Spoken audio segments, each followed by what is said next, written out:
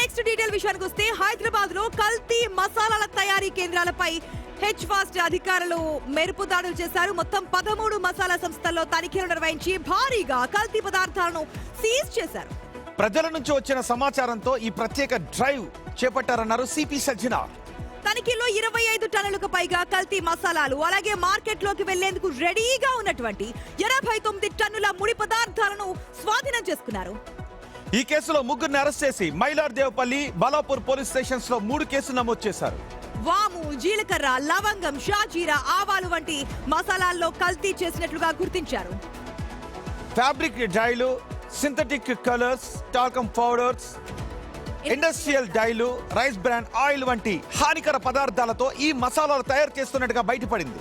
కల్తీ ఆహారం వల్ల కాలేయానికి సంబంధించి, మూత్రపిండాలకు సంబంధించి ముప్పుతో పాటు క్యాన్సర్, అలర్జీలు, జీర్ణ సమస్యలు వచ్చే ప్రమాదం ఉందని హెచ్చరిస్తున్నారు అధికారులు. కల్తీ మసాలాల నమూనాలు ల్యాబ్ టెస్ట్లకు పంపించారు.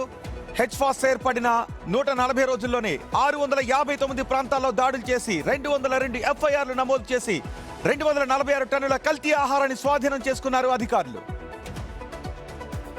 మనము 25 టన్ను అడల్టరేటెడ్ ఈ స్పైసెస్ ని పట్టుకున్నాం. ఇంకా వీళ్ళు మిక్స్ చేయడానికి, రెడీ చేయడానికి ఇంకా 89 టన్స్ ని కూడా మనము సీజ్ చేయడం జరుగుతుంది. వీళ్ళందరూ కూడా ఇండోర్ లో ఇది నేర్చుకున్నారని చెప్తున్నారు. ఇది ఎక్కడి నుంచి మీరు నేర్చుకున్నారంటే ఇండోరు చుట్టుపక్కల సిటీలో ఇవంతా నడుస్తున్నాం. అట్లానే వేరే రాష్ట్రం కూడా ఇది చాలా ఎక్కువ ఇలాంటి ఇండస్ట్రియల్ కలర్ వాడుతున్నారని చెప్పి కూడా చెప్పడం జరిగింది. వాళ్ళందరిపైన కూడా హత్యా ప్రయత్నము చట్టం కింద, బిఎన్ఎస్ కింద 110 సెక్షన్ కింద బిఎన్ఎస్, అంతకుముందు 308 ఐపీసీ 310 బిఎన్ఎస్ కింద చాలా కఠినమైన సెక్షన్ కింద కేసు నమోదు చేయడం.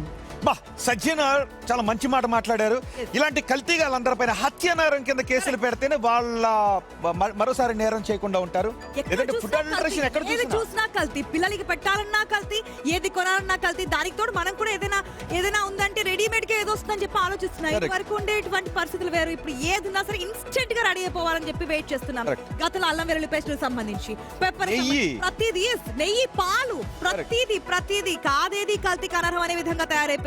ఇటువంటి యాక్షన్స్ జరగాలి, చర్యలు తీసుకోవాలి, తనిఖీలు చేపట్టాలి, వారి మీద శిక్షలు పడాలి.